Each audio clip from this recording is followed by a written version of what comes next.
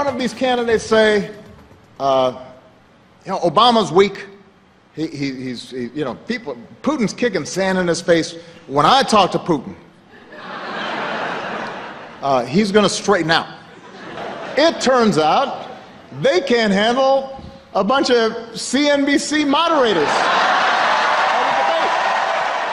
President Obama earlier this week blasting Republican presidential candidates for their concerns over the biased questioning of the CNBC debate moderators. Yeah, but while the president insults the GOP, could he secretly want a Republican win that would keep Hillary Clinton basically out of the White House? That feud afoot. For more on this, we're very pleased to be joined by Ed Klein, the former editor-in-chief of the New York Times Magazine and author of the new best-selling book, Unlikable: The Problem with Hillary. So, Ed, in addition to your book, you just penned a new column that takes a look at what President Obama might write in his secret diary.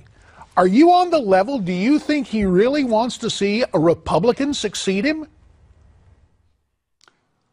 This was written, by the way, for Ed Klein Confidential on my website, edwardklein.com. And I said, why Obama almost would prefer a Republican than Hillary. And the reason is quite simple.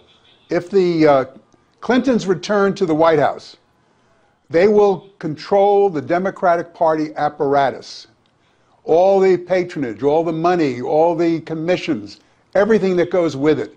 And Obama will be sidetracked if that happens and not have the kind of influence he wants to have going forward after his presidency.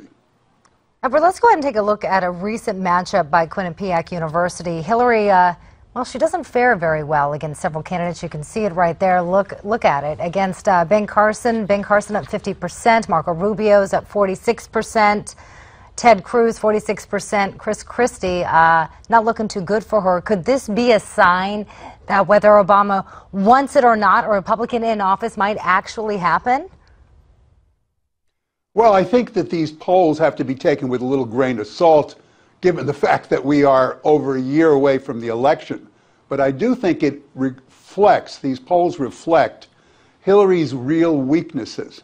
Her weaknesses are with the general public, not so much with the Democrats themselves, but with independents and Republicans as well as Democrats, which shows that 63% of the American public doesn't think she's trustworthy. And I think that's her Achilles heel. And that's why these Republicans, especially Ben Carson, who has very high favorability ratings, is beating her in the polls.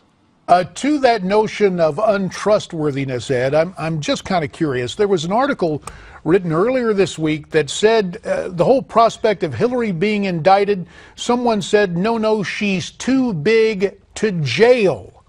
Do you think the Obama Justice Department will indict her? I think that Obama, in his heart of hearts, would love to see her indicted so that Joe Biden can ride in on a white horse and save the Democratic Party. However, does Obama really want to see the disruption, the convulsion that would take place in the Democratic Party if Hillary were indicted? It would totally, completely dominate the news for months, overshadowing anything he might do in the last few months of his presidency. So my bottom line is, no matter what he might wish for, I think he feels he'd be a lot better off if Hillary sails through this and is not indicted. Edward, you talked about Hillary's untrustworthiness, and also you've mentioned her unlikability. Is that what's casting a lot of doubts in independents' minds? Are they just thinking of Clinton as like she's the past? They want the past to remain in the past and move forward and look at somebody for the future? I think that has a lot to do with it, the generational change. People are looking for a new change moving forward, as you just said. But I also think if you look back at recent elections, starting with Ronald Reagan, every election since 1980, the more favorable candidate, the more likable candidate has always won. And if it's a matchup, let's say, for instance, between Hillary and Ben Carson, Carson's favorability ratings are through the roof. I say that he would beat her because of that.